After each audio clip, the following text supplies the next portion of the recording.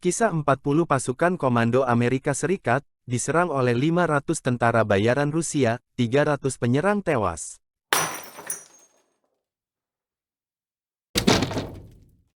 Suriah telah menjadi ajang perang yang melibatkan pasukan asing seperti Rusia, Amerika Serikat, Turki, Iran dan Irak. Pertempuran besar yang melibatkan pasukan komando Amerika Serikat dengan 40 pasukan Delta dan Baret Hijau menghadapi serangan gencar 500 tentara Suriah dan tentara bayaran Rusia.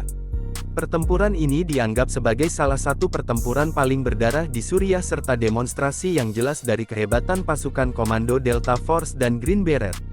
Setelah pertempuran 4 jam berakhir, 200-300 penyerang dihancurkan dan sisanya mundur di bawah serangan udara Amerika Serikat, meninggalkan mayat rekan-rekan mereka. Sementara itu, dari 40 tentara Amerika Serikat yang mempertahankan sebuah pos kecil di Suriah Timur, tidak ada yang tewas.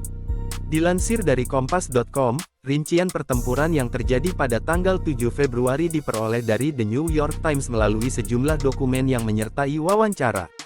Dokumen dan wawancara menjelaskan salah satu pertempuran paling berdarah yang melibatkan pasukan Amerika Serikat di Suriah sejak mereka meluncurkan kampanye melawan ISIS. Pentagon menggambarkan pertempuran itu sebagai upaya defensif terhadap serangan oleh unit pasukan pro-pemerintah. Dalam wawancara, prajurit Amerika Serikat yang berpartisipasi dalam pertempuran mengatakan, mereka khawatir melihat ratusan tentara musuh, kendaraan tempur dan artileri bersiap untuk serangan itu.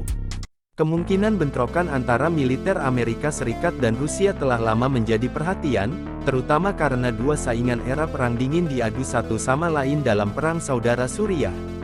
Beberapa hari sebelum dimulainya serangan, di sisi yang berbeda dari Sungai Efrat, Rusia dan Amerika Serikat mendukung kelompok yang berbeda, yang keduanya memerangi ISIS di provinsi perbatasan Deir el-Zor yang kaya minyak, di Irak.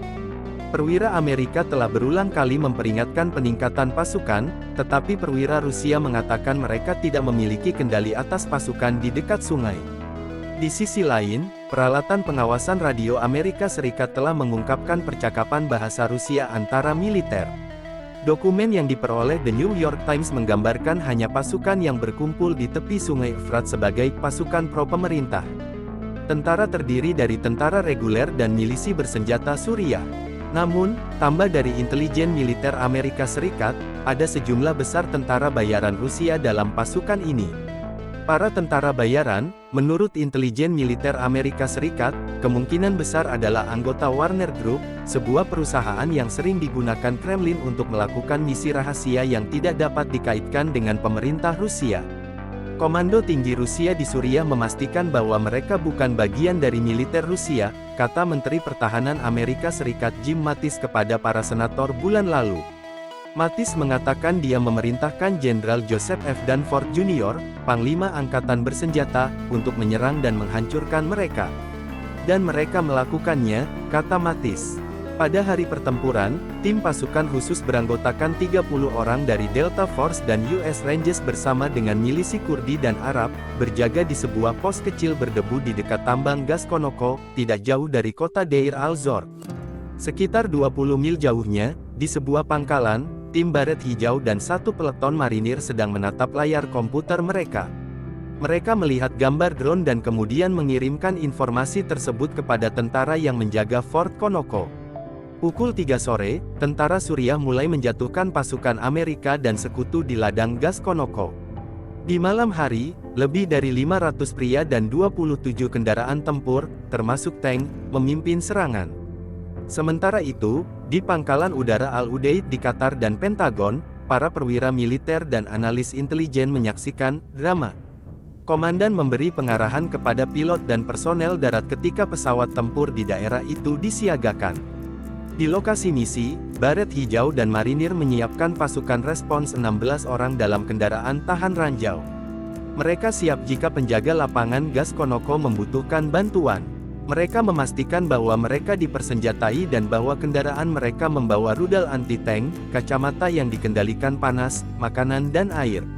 Pada pukul 20.30, 3 tank T-762 buatan Rusia dengan berat hampir 50 ton dengan meriam 125 mm mendekati ladang gas Konoko.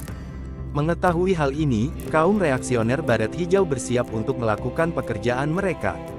Di pos terdepan Konoko, militer Amerika Serikat melihat barisan tank dan kendaraan tempur dalam perjalanan mereka pada pukul 22, muncul dari pemukiman tanpa terdeteksi. Setengah jam kemudian, tentara Suriah dengan dukungan tentara bayaran Rusia melancarkan serangan. Dokumen menunjukkan bahwa garnisun Konoko dibombardir oleh tembakan tank, artileri dan mortir. Hujan es memenuhi udara dengan debu dan pecahan peluru. Komando AS kemudian menggunakan hujan debu sebagai penutup dengan bergerak menyerang dengan rudal anti-tank dan senapan mesin. Dalam 15 menit pertama, perwira Amerika menghubungi komandan Rusia untuk menghentikan serangan. Ketika upaya untuk menghentikan serangan tidak berhasil, Amerika melepaskan tembakan peringatan dari howitzer. Namun, tentara penyerang terus maju. Kemudian, dari jauh, pesawat tempur F-22, F-15E Amerika, pengebom B-52, helikopter serang Apache AC-130 dan A-64 serta drone Reaper yang ditembak tiba. Selama 3 jam berikutnya, serangan udara dan artileri angkatan laut berhasil menghancurkan pasukan musuh, tank, dan kendaraan tempur lainnya.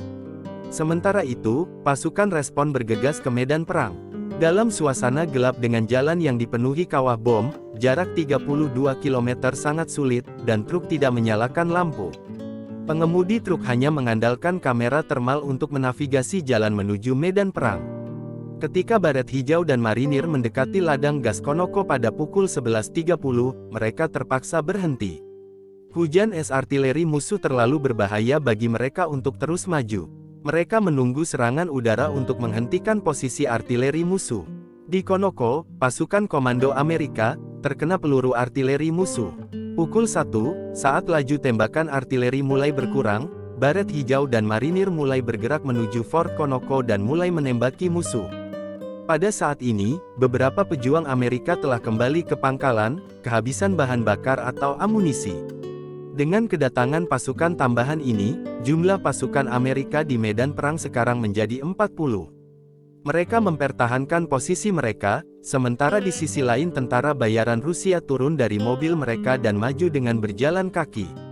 Beberapa anggota marinir kehabisan amunisi senapan mesin dan peluru kendali Javelin berserakan di beberapa titik. Beberapa Baret Hijau dan marinir melepaskan tembakan dari depan. Lainnya berada di dalam truk dan menembakkan senapan mesin yang dipasang di atas truk. 1 jam kemudian, musuh mulai mundur dan Amerika berhenti menembak. Dari menara pengawas mereka, pasukan komando Amerika menyaksikan tentara bayaran Rusia dan milisi Suriah mengambil mayat rekan-rekan mereka. Sementara itu, di pihak AS, tidak ada personel yang terluka, sementara di pihak Kurdi Arab, hanya 1 orang yang terluka. Jumlah korban dalam pertempuran tanggal 7 Februari sulit dipahami. Awalnya, Rusia mengatakan hanya 4 warganya yang tewas. Seorang perwira Suriah mengatakan bahwa sekitar 100 tentara Suriah tewas. Sementara itu, dokumen yang diperoleh The New York Times menunjukkan bahwa 200 hingga 300 tentara pro-Presiden Bashar al-Assad telah dinyatakan tewas. Namun, masih ada beberapa pertanyaan, terutama tentang kredensial tentara bayaran Rusia dan mengapa mereka menyerang pasukan AS. Intelijen AS mengatakan pasukan penyerang adalah bagian dari grup Wagner yang berada di Suriah, untuk merebut ladang minyak dan gas untuk pemerintah Assad. Intelijen AS mengatakan tentara bayaran dijanjikan bagian dalam produksi minyak dan gas. Tentara bayaran tidak memiliki koordinasi langsung dengan militer Rusia di Suriah, meskipun para pemimpin kelompok Wagner telah menerima penghargaan di Kremlin dan dilatih di pangkalan militer Amerika. Sementara itu, militer Rusia di Suriah menegaskan tidak ikut serta dalam serangan terhadap militer AS. I refuse to think we need saving. Something good will come from creation. And when we think that the world is too anxious, we'll adapt, evolve, survive, and save it. What keeps you up at night, yeah? Make all the demons quiet, yeah. We were built to thrive, yeah.